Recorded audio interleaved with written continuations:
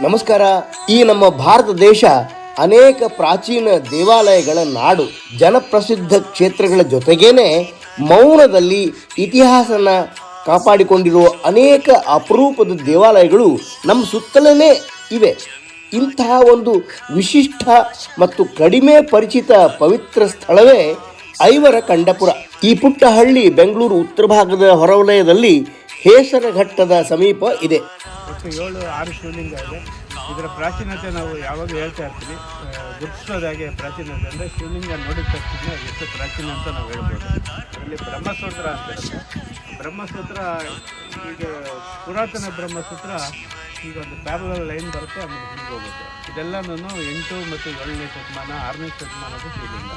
Doctor ದೇವರಕೊಂಡಾರೆಡ್ಡಿ ಅಂತ ಭಾಳ ದೊಡ್ಡ ವಿದ್ವಾಂಸರು. ಅವರು PhD ಥೀಸಿಸು ತಲಕಾಡಿನ ಗಂಗರ ದೇವಾಲಯಗಳು ಒಂದು ಸಾಂಸ್ಕೃತಿಕ ಅಧ್ಯಯನ ಅಂತ. ಅವರು ಐವರಕಂಡಪುರದ ಈಶ್ವರನ ಈ ನಕುಲೇಶ್ವರ ಅವರನ್ನು ಬಾದಾಮಿ ಚಾಲುಕ್ಯರ ಕಾಲಕ್ಕೆ ಸೇರಿಸ್ತಾರೆ. 6 ಮತ್ತು 7ನೇ ಶತಮಾನದ ದೇವಾಲಯ ಅಂತ. ಬೆಂಗಳೂರಿಗೆ ಅತಿ ಸಮೀಪದಲ್ಲಿರುವ ಒಂದು ಪುರಾತನ ದೇವಾಲಯ. ಸ್ಥಳ ಪುರಾಣ. ಪಾಂಡವರು ಅರಗಿನ ಮನೆಯಿಂದ ತಪ್ಪಿಸಿಕೊಂಡು ಬಂದು ಈಗಿನ ಹೇಸರಘಟ್ಟ ಕೆರೆ, ಆಗಿನ ಅರ್ಕಾವತಿ ನದಿಯಾಗಿತ್ತು.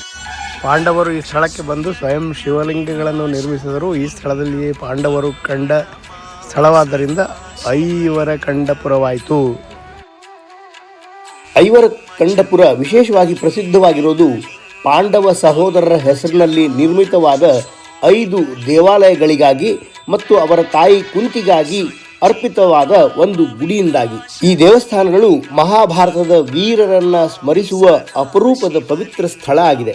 ಮೇಲ್ನೋಟಕ್ಕೆ ಐವರಕಂಡಪುರ ಸರಳವಾಗಿ ಕಾಣ್ತದೆ, ಆದರೆ ಇದರೊಳಗೆ ಅಡಗಿರೋದು 1000 ವರ್ಷಗಳಿಗಿಂತ ಹಳೆ ಇತಿಹಾಸ. ಇಲ್ಲಿರೋ ಪ್ರಮುಖ ದೇವಸ್ಥಾನಗಳು ಅಂದರೆ ಧರ್ಮೇಶ್ವರ ದೇವಾಲಯ, ಧರ್ಮದ ಪ್ರತೀಕವಾದ ಯುಧಿಷ್ಠಿರನ ಹೆಸರಿನಲ್ಲಿ; ಭೀಮೇಶ್ವರ ದೇವಾಲಯ, ಶಕ್ತಿ ಮತ್ತು ಸಾಹಸವನ್ನು ಪ್ರತಿನಿಧಿಸುವ ಭೀಮನ ಹೆಸರಿನಲ್ಲಿ; ಅರ್ಜುನೇಶ್ವರ ದೇವಾಲಯ, ಏಕಾಗ್ರತೆ ಮತ್ತು ಭಕ್ತಿಯ ಸಂಕೇತವಾದ ಅರ್ಜುನನ ಹೆಸರಿನಲ್ಲಿ; ನಕುಲೇಶ್ವರ ದೇವಾಲಯ, ಸೌಂದರ್ಯ ಮತ್ತು ನಿಷ್ಠೆಯ ಪ್ರತೀಕವಾದ ನಕುಲನ ಹೆಸರಿನಲ್ಲಿ; ಸಹದೇಶ್ವರ ದೇವಾಲಯ, ಸಮತೋಲನ ಮತ್ತು ಜ್ಞಾನವನ್ನು ಸೂಚಿಸುವ ಸಹದೇವನ ಹೆಸರಿನಲ್ಲಿ; ಕುಂತಿ ಗುಡಿ, ಪಾಂಡವರ ತಾಯಿ ಕುಂತಿ ದೇವಿಗೆ ಸಮರ್ಪಿತವಾದ ಪವಿತ್ರ ಗುಡಿ. ಇಲ್ಲಿಯ ಪ್ರತಿ ದೇವಾಲಯವೂ ತನ್ನದೇ ಆದ ಆಧ್ಯಾತ್ಮಿಕ ಅರ್ಥ ಮತ್ತು ಮಹತ್ವವನ್ನು ಹೊಂದಿದ್ದಾವೆ. ಐವರಕಂಡಪುರದ ಪಾಂಡವರ ದೇವಾಲಯಗಳು ಮಹಾಭಾರತದ ಮೌಲ್ಯಗಳು ಭಾರತೀಯ ಜೀವನದಲ್ಲಿ ಎಷ್ಟು ಆಳವಾಗಿ ಬೆರೆತಿದ್ವು ಎಂಬುದಕ್ಕೆ ಸಾಕ್ಷಿಯಾಗಿದೆ. ಈ ದೇವಾಲಯಗಳು ಧರ್ಮ, ಧೈರ್ಯ, ನಿಷ್ಠೆ, ಸತ್ಯ ಮತ್ತು ಇತಿಹಾಸ ಸಾರುವ ಕೇಂದ್ರಗಳಾಗಿವೆ. ಈ ಸ್ಥಳ ಕೇವಲ ಇತಿಹಾಸದ ಅವಶೇಷ ಅಲ್ಲ, ಇಲ್ಲಿ ಇಂದಿಗೂ ಸ್ಥಳೀಯರು ದಿನವೂ ಪೂಜೆ ಸಲ್ಲಿಸ್ತಾರೆ, ಪವಿತ್ರ ಪರಂಪರೆಯನ್ನು ಕಾಪಾಡ್ಕೊಂಡು ಬಂದಿದ್ದಾರೆ.